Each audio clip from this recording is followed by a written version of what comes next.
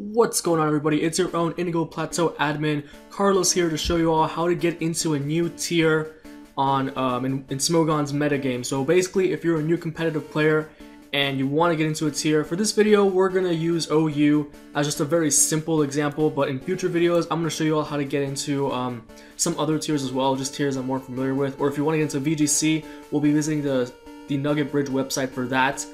But for now, if you're like wanting to get into a Smogon metagame, this thread, where is it? Right here. This is your best tool right here. Because basically, if you know nothing about the OU metagame, you can click on this thread, scroll down a little bit, and you can find out what the biggest threats in the metagame are. I think this one is outdated. This one is pre-Greninja ban. So that's not the right one. This is the one I was looking for. Orius OU Valuability Thread version 2. You should see something like this for any tier, whether it be underused or never used, rarely used. So yeah, basically this will give you an idea of what kind of Pokemon are good in the metagame right now, what kind of threats you need to be prepared for, and basically what you're going to see. So right now our S rank is basically the Pokemon that are defining the metagame right now, which are going to be Mega Sableye, Mega Metagross, Mega Lopunny, and Landorus T. So these are Pokemon you should consider for your own team if you want to do really well in OU right off the bat, and Pokemon that you should prepare for. And your second most valuable tool here is obviously the strategy decks for Smogon. So if you're looking down this list and you see a Pokemon you like, say we've got Charizard here, Charizard X and A+ rank, you know, I really like Charizard, I want to build a team around Charizard, but I don't know anything about OU. So you just type in Charizard in your search bar, and the Smogon strategy decks should be one of the options that comes up. You should get to a screen like this, scroll down, and the first set that's here is the bulky OU Dragon Dance set. And what I really like about Smogon strategy decks is that it doesn't really just give you arbitrary EVs. It tells you what the EVs are for and what it lets you do. If you want to use something different, you're welcome to. Just make sure that your spread is optimized to do something. You never want to throw out EVs just randomly. For example, like 252 Adamant does absolutely nothing for you. The only way max speed is going to help you is if you're Jolly to outspeed Scarf Landorus T. So basically stuff like that. You gotta question yourself, why am I using this spread over the one Smogon gave me? And in fact, I think Jolly 252 is like further down here. Yeah, it's right here. That's also a recommended set. They put Adamant there, but really there's no reason to run Adamant max speed. If you want to run Adamant, you gotta run the bulky set's probably best.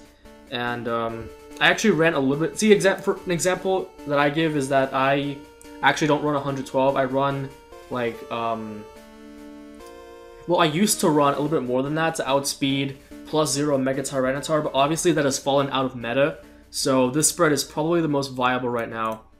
And this is probably one of the most useful sections of the strategy decks is the team options. It'll describe the role of the Pokemon that really contribute to Mega Charizard's success. Obviously, a huge one is a Defog or a Spinner, and it'll give you examples that are viable in OU like Mew, the Lottie, Starmie, Excadrill. And again, you don't exactly have to use these examples. There are plenty of other Defog users or Spinners. You've got stuff like Mandibuzz, even Empoleon. But once again, you definitely got to ask yourself what those Pokemon contribute to your team over the examples given. You know, if Mandibuzz contributes something that maybe Latios can't as a Defog user, then you know what, go for it. But you definitely got to ask yourself those sort of questions before just picking random Pokemon. And also Pokemon that contribute a lot of offensive synergy and breaking down the same kinds of walls. You know, Diggersby is a very popular wall breaker that's been sort of rising up. Terrakion is something that people sleep on, but Life Orb Terrakion is also a really great wall breaker. Another thing that you want to have for a Mega Charizard is Hazards. You definitely want to have a Stealth Rock user. Once against Terrakion is a very good option for this. Here it recommends a Trapper. I don't know if that's exactly too necessary just because Charizard already has incredible wall breaking power, and you should just have something to deal with stall anyway. Like, I mean, Gothitelle is a really good stall breaker, but generally on a Mega Charizard team, you want to have something that can keep up consistent offensive pressure as well. Gengar is something that does really well against both offense and stall teams. Clefable is also a really useful stealth rocker, but yeah, this strategy dex is going to help you out when you're building your team. So let's say I'm gonna use Latios with my Charizard as a defog user. But you know what? I'm just gonna type in Latios into this Smogon Dex URL and see what are good teammates for it. And yeah, here we got our Latios, and then we gotta check the viability rankings. And Latios is A+, and so is Latia. So both of those are really solid choices if you want to use that as your defogger in OU. And so right here we got the Choice Scarf set. Choice Scarf's not really optimal for Charizard just because you want consistent defog, and Choice Scarf doesn't really give you that. Choice Scarf is more like if you want just to throw in a defog, but you don't really need it. It's just something like a luxury. With Charizard, it's a necessity, so you want to keep scrolling down. Dual screen. What is this garbage out of my face? Life Orb. This is the set you want for your Mega Charizard team. So it'll tell you what the set is for. Everything about the moveset, what it hits, what it covers, and obviously if you want some verification, you can go back to the viability rankings. And maybe if you got your team already built and you say, you know, I got stuff for Heatran, then I'm not gonna run Earthquake. I'm gonna run like Hidden Power Fire or something else. That's completely fine. You can actually run both Defog and Roost. There's definitely merit to going that route. And once again, you go down here in team options, you see Keldeo and Terrakion make for good teammates. Well, wait, we saw Terrakion on the list for Mega Charizard as well, so we can use Terrakion as a Stealth Rocker and just to lure in physical walls and weaken them for a Mega Charizard X sweep. And that's basically, so now you got your nice core of Terrakion, Latios, and Mega Charizard X. So you're looking pretty, I mean, I guess Mega Charizard X does dent fairies, but definitely another steel type like, So, alright, so you say, I'm at my limits with the team options, like the strategy decks, and I can't find something that's recommended here that'll deal with fairies. So this is where you go back to the viability rankings and you scroll down and say, okay, what can I use that deals with fairies? We got Gengar here, an option I mentioned before. It'll easier matchup against Stall. We go down here further, we got Ferrothorn. If you want to use a Life Orb Terrakion, you can just give rocks to Ferrothorn. Scrolling further down here, Magnezone is a really good trapper. It learns Flash Cannon for fairies. It can trap stuff like, damn it, the name is escaping me. But it can trap steel types for like your Terrakion. It'll trap Skarmory and stuff like that. What else takes care of this? Oh, we got Jirachi, which is basically the fairy counter, and that can also set up rocks for you.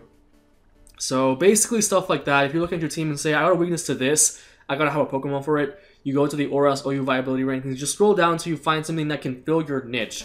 And basically this will tell you, and also like this list, it's really great for team building because it's not based on usage. It's actually like a power ranking, like what the community feels is useful in the metagame. It doesn't matter if like Lopunny isn't getting enough usage for OU, which I think it actually is now. It's still S rank because it's something that the more experienced players recognize as a metagame defining force. Like I remember back in like mid XY, Thundurus was like at the bottom of OU in terms of usage, but it was S rank in terms of like actual power, actual viability, you know?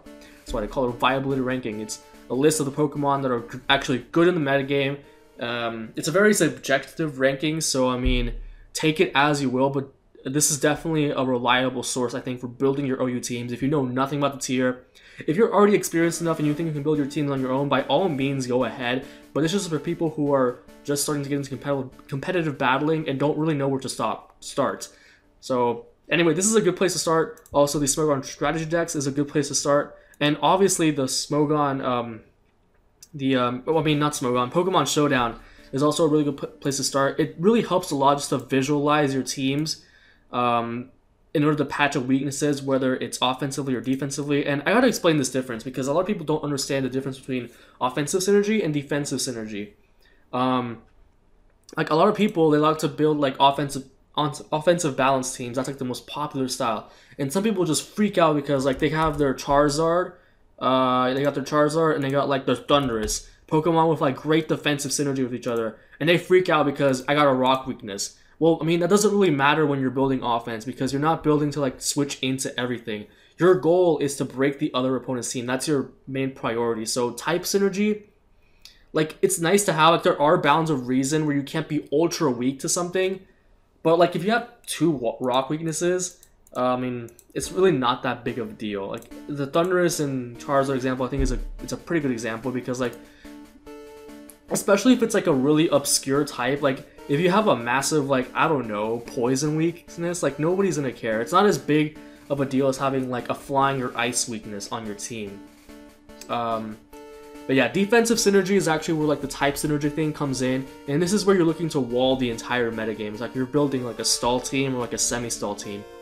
But yeah, type synergy should not be because a lot of people like they'll switch out their Pokemon to not be weak to a certain type, and then they lose their offensive synergy. Suddenly you get walled off by something, and that's not really the goal of the team. Even if you're not getting hit super effectively, getting walled is a very huge issue for offense, and you should definitely prioritize breaking through the common walls in OU. Like, and this is where it goes back to the viability rankings. You can see, okay, what kind of bulky threats do I need to break through? I need something to break through Mega Sableye. So let's say you're building your team around freaking Terrakion, and Terrakion gets destroyed by Mega Sableye for the most part. I don't think Mega Sableye can switch in, but that's not the point. But you say, I need a fairy type for this. You pick like, I don't know, like Diancie or like Sylveon or something. Something that can consistently switch into, like let's just say you have your whole team done and you're weak to Mega Sableye.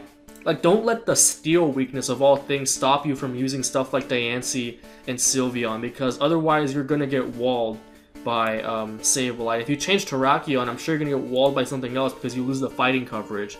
And overall, Terrakion's a great Pokemon. So you see my logic there? The offensive utility goes before type synergy on these kinds of offensive teams. Obviously, it's very different for defensive teams, but I see a lot of people prioritize that, and it can really bring down the team when you're focusing more on wanting to switch into things for other teammates when you're building offense. If anything, you should be focusing on immunities. Like Pokemon like Latios are great because they can actually switch into ground attacks, and they make ground type attackers like Landorus and Excadrill. Well, maybe not Excadrill because it has Mold Breaker, but like Garchomp. It can make spamming Earthquake a liability for them, and that's really all you're looking for when you're picking something like Latios or like Talonflame or something like that. So yeah, that's pretty much all I have for my video. I just wanted to make a couple of those points. Wanted to give new players a place to start. Don't be afraid to sign up for the forums and just start reading, get educated on the tier you're playing. This very same thing applies if you're playing on VGC. You're not gonna have like a list like this, like on Smogon, but there are very similar threads you can visit in order to find out what are the top threats in your metagame, in your format that you want to play. So if you want to find more content like this, make sure you subscribe to my personal channel, and that link will be in the description below. And I'm also going to be uploading here once in a while. So that's going to be it for this video. Go ahead and give this a like and subscribe to Indigo Plateau.